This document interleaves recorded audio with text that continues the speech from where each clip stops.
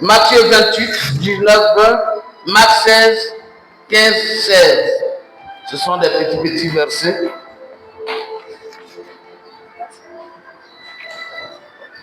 Matthieu 28, 19, 20, Marc 16, 15, 16.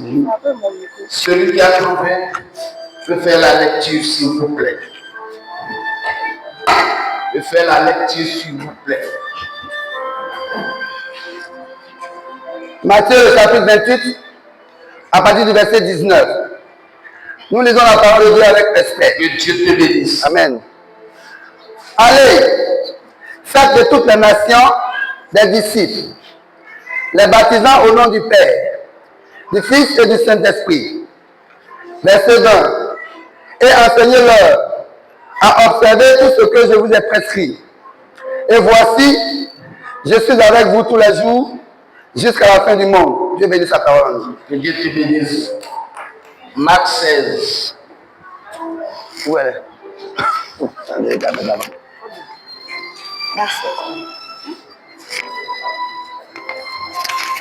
Le verset. Marc 16, verset 15 à 16. Marc le chapitre 16 à partir du verset 15. Puis il leur dit, allez partout le monde et prêchez la bonne nouvelle à toute la création. Le verset 16. Celui qui croira et qui sera baptisé sera sauvé. Mais celui qui ne croira pas sera condamné. Que Dieu te bénisse au nom de Jésus. Alléluia. Le thème. Comment faire pour retenir? Comment faire pour retenir, maintenir ou garder les fidèles? Comment faire pour maintenir, retenir, garder les fidèles? Comment faire pour retenir ou maintenir les fidèles? Alléluia. Alléluia. Je pense que quelqu'un va suivre ce matin au nom de Jésus. Dieu nous a envoyés en mission. Jésus-Christ est venu, il a envoyé ses disciples en mission. Dieu nous a envoyés en mission, nous tous qui sommes ici présents. Dieu nous a envoyés en mission.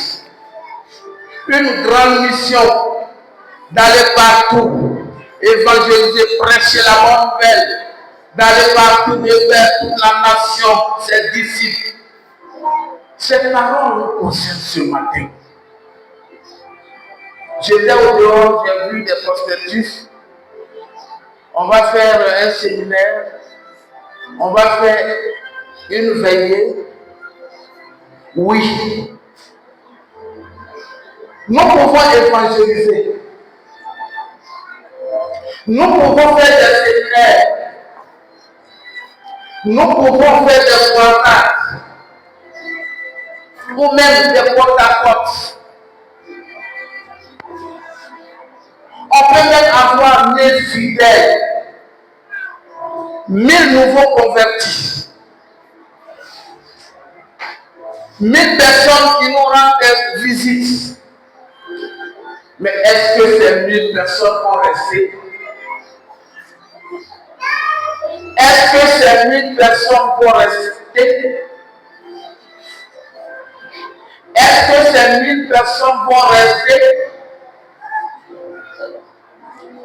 Alléluia.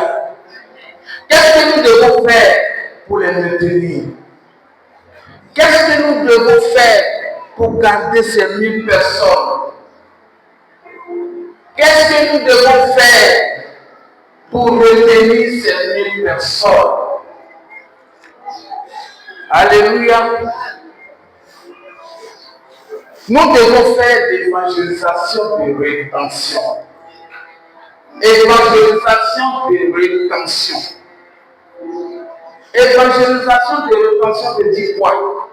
Veut dire maintenir, garder, confisquer. Alléluia.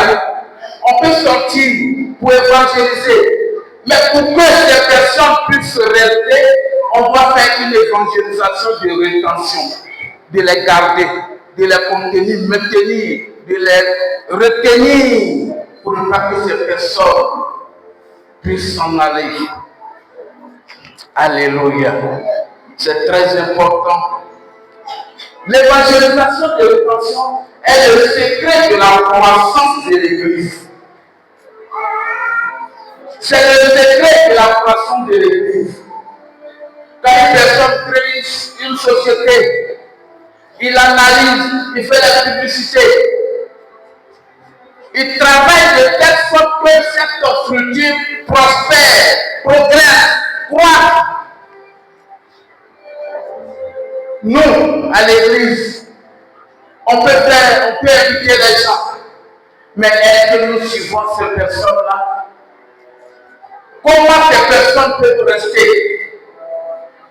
On voit que dans nos assemblées, même en vacances, les églises se vident parce que nous ne faisons pas l'évangélisation de rétention. Alléluia. On doit faire des évangélisations de rétention pour maintenir, pour retenir les fidèles qui entrent dans notre mission. Chaque homme de Dieu doit apprendre à conserver ce qu'il possède déjà. Chaque personne, homme de Dieu, servant de Dieu, doit apprendre à conserver, à maintenir, à garder ce qu'il possède déjà. Alléluia. Est-ce que quelqu'un me suit ce matin? Est-ce que quelqu'un me suit ce matin? Quand nous prenons Jean 6, 12, Jésus-Christ a fait des miracles, miracles de pain et du poisson. Les gens, 5000 personnes ont mangé. Ils étaient rassasiés. Le verset 12 dit quoi? Jésus leur a dit, ramassez les morceaux qui restent, afin que rien ne se perde. Est-ce que tu peux répéter après moi? Rien ne doit se perdre dans cette mission. Jésus a dit, ramassez les morceaux qui restent, pour ne pas que rien ne se perde. Jésus n'a pas gaspillé sa bénédiction. Il voulait économiser autant qu'il pouvait. Il en a de même pour nous en tant qu'Église. En tant qu'Église, il en a de même pour nous. Le problème n'est pas d'amener beaucoup de personnes, un grand nombre de personnes à l'Église. Mais si nous parvenons à retenir tous les visiteurs, toutes les nouvelles personnes qui entrent dans notre mission, nous arriverons à avoir une très très grande église. Est-ce que tu peux acclamer Dieu?